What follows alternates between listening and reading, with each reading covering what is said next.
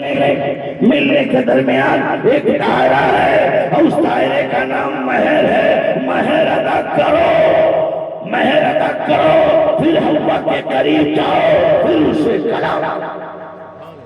دنیا کا پہلا دلہ ہے، رب کا حکم ہے مہر دو. بہت سارے محفل میں لوگ ہیں پوری زندگی گزار کے قبرستان بھی چلے گئے مگر بیوی کا مہر نہیں دے پائے. بہت سارے لوگ، ایسا نہیں کہ پیسہ نہیں تھا، بینک بیلنس بھی ہے، دولتوں کا انبار بھی ہے، مہر دے نہ سکے بیوی کو. اور کچھ بیوی ایسی نیک ہے جو اپنے شوہر کا مہر معاف کر دیتی ہے. اگر یہ بھی نہ ہو سکا تو اچانک ایکسیڈنٹ کا حادثہ ہوتا ہے تو محلے کی عورتیں آتی ہے اور آنے کے بعد کہتی گڈو کی ماں گڈو کے باپ کا مہر معاف کر دو، پپو کے باپ کا مہر معاف کر دو، ڈبلو کے باپ کا مہر معاف کر دو. یہ کیسا دور آ گیا ہے کہ دوستو غور تو کرو. مہر دینا چاہیے تھا، مہر دے نہ سکا ہے. کہیں کل قیامت کے دن آپ کی بیوی میری بیوی رب کی عدالت میں اگر کیس دائر کر دے، مقدمہ کرے کہ مولا یہ میرا شوہر امام بھی تھا، یہ پیر بھی تھا، یہ مولانا بھی بنتا تھا، یہ کالج کا پروفیسر بھی تھا، IAS افسر بھی تھا، یہ پرمکھ بھی تھا، اپنے وقت کا یہ مکھیا بھی تھا، مالدار تھا، سرمایہ دار تھا، اب تک میرا مہر نہیں دیا. بتاؤ اس وقت خدا کے بارگاہ میں اس کی عدالت میں جب مقدمے میں تو حاضر ہوگا تو تیرے پاس جواب نہیں. بہت سارے لوگ ہیں جو ابھی تک کے مہر نہیں دیتے. مہر نکاح کی مجلس میں دینے کا حکم ہے. میں ہندوستان میں ایک شہر ہے جس شہر کا نام مکرانہ ہے جو راجستھان میں. اس 12 اپریل کو میں مکرانہ میں تھا. ذاکر حسین MLA جو کانگریس کے MLA 40,000 کا مجمع ہے. اور اسی جملے کو میں نے کہا کہ اس محفل میں کون ہے جو بیوی کا مہر دیا ہے. ہر آدمی ہاتھ اٹھاتا. مجمع سے آواز آئی کہ مولانا ظہور القادری صاحب ہمارے یہ شرط ہے نکاح اسی وقت مہر دے دیا جاتا ہے. کمال. ایک ہمارا علاقہ جس علاقے میں سرکاہی کا یہ کرم اس کا فیضان ہے کہ بہار اور اتر پردیش کے آدھے حصے کو اپنے تبلیغ سے، اپنے علم سے، اپنے تقوی اور پرہیزگاری سے ہمارے اور آپ کے ایمان کی حفاظت. مگر سوچو میرے دوست اور غور کرو، آدم سے رب کہتا ہے مہر دو. آدم نے کہا مولا میں بھی تو تمہارا ہی بندہ ہوں نا، ہوا بھی تیری ہے نا، زمین تیری، آسمان تیرا، چاند و سورج تیرا، عرش و فرش تیرا، میری مہر میں رکھا کیا ہے؟ زمین رکھا ہے یا آسمان رکھا ہے، چاند و سورج رکھا ہے، عرش و فرش رکھا ہے، جنت کے درجات محلات رکھا ہے، ہیرے جواہرات رکھا ہے.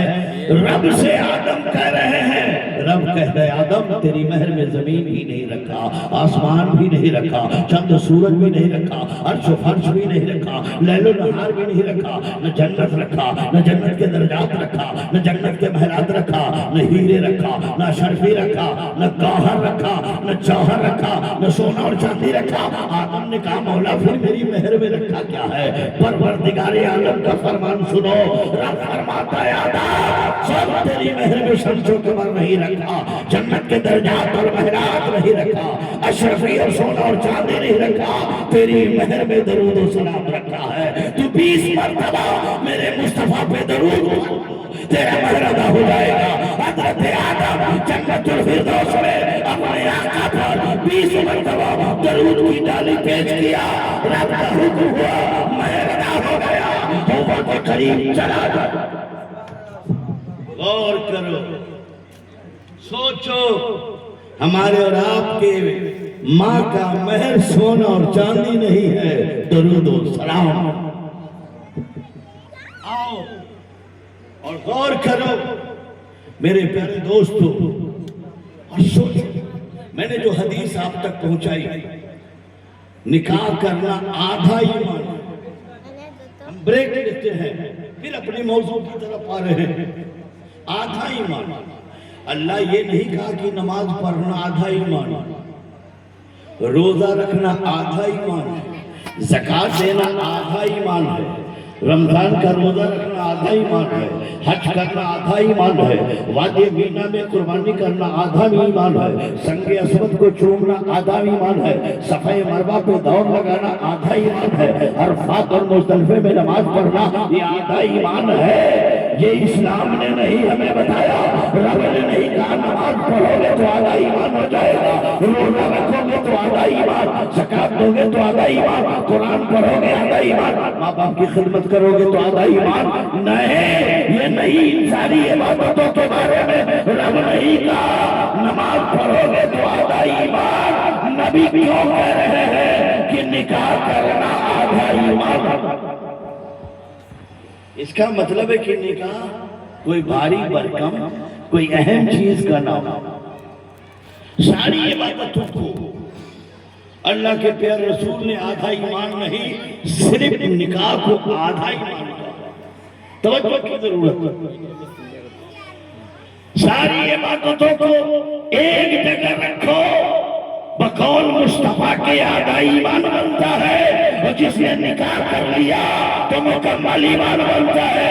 اس لیے اسلام کے شہزادے اور اسلام کی شہزادیاں فرمان مصطفیٰ کے مطابق اپنے سینے میں عظمت قرآن لاؤ، عظمت رسول لاؤ، جس کے سینے میں عظمت قرآن ہو، عظمت رسول ہو، اور پھر وہ نکاح کرتا ہے تو اس کے گود میں کھیلنے والا بیٹا قطب الدین ہوتا ہے، شرف الدین ہوتا ہے، علاء الدین ہوتا ہے، دلی کا نظام الدین ہوتا ہے، اجمیر کا معین الدین ہوتا ہے، بغداد کا معین الدین۔ سبحان اللہ، سبحان اللہ۔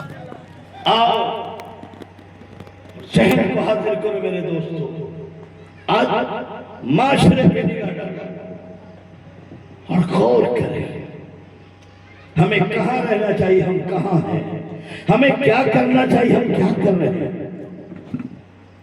ضرورت اس بات کی، ہر آدمی جانتا ہے کہ میرے اندر کیا کمی ہے، ہر آدمی کو پتا ہے کہ دولت کتنی ہے، ہر آدمی کو پتا ہے کہ میرے پاس طاقت کتنی ہے، ہر آدمی کو پتا ہے کہ میرے پاس سرمایہ کتنا ہے۔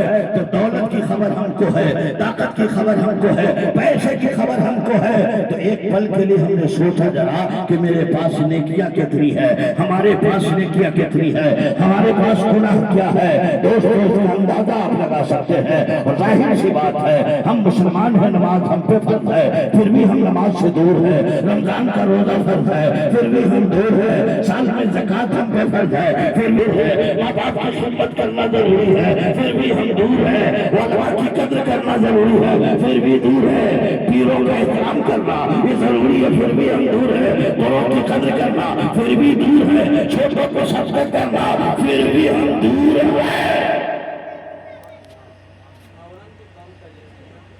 آج ہمارے جلسوں میں کیا نعرے تکبیر زندہ باد، اس کے علاوہ ہے کیا؟ کھڑے ہو کے نعرہ لگاؤ، ہاتھ اٹھا کے سبحان اللہ کہو، کوئی ضرور پیدا ہو جائے گا اسٹیج پہ کہ دونوں پیر اٹھا کے سبحان اللہ کہو، تو دونوں پیر اٹھے گا تو گرے گا۔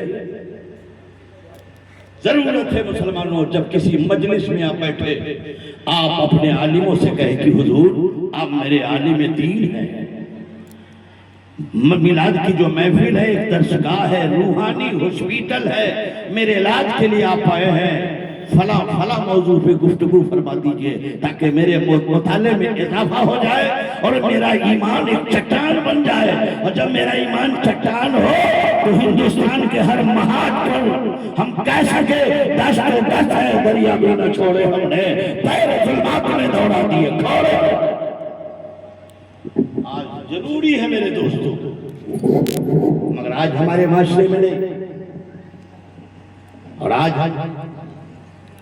تقریر سننا نہیں چاہتا۔ یہ تو کرم ہے میلاد پاک میں ہم اور آپ بیٹھے ہیں نا، ہمیں کتاب پڑھنے کی فرصت نہیں ہے۔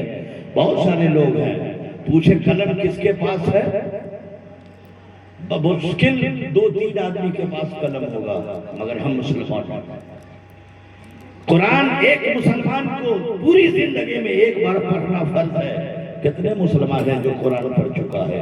قرآن پڑھ چکا ہے تو کتنا پڑھتا قرآن ہے؟ اسے ساتھ اگر تمہارے ماں باپ اس وقت حالات اچھے نہیں تھے، قرآن نہیں پڑھا سکے، تو تمہاری ذمہ داری ہے بیٹی اگر قرآن پڑھی تو وہ پڑھے تم سنو، ماں قرآن پڑھی وہ پڑھے تو سنو، بہن قرآن پڑھی ہے وہ پڑھے تم سنو، بیوی قرآن پڑھی ہے تو وہ پڑھے تم سنو۔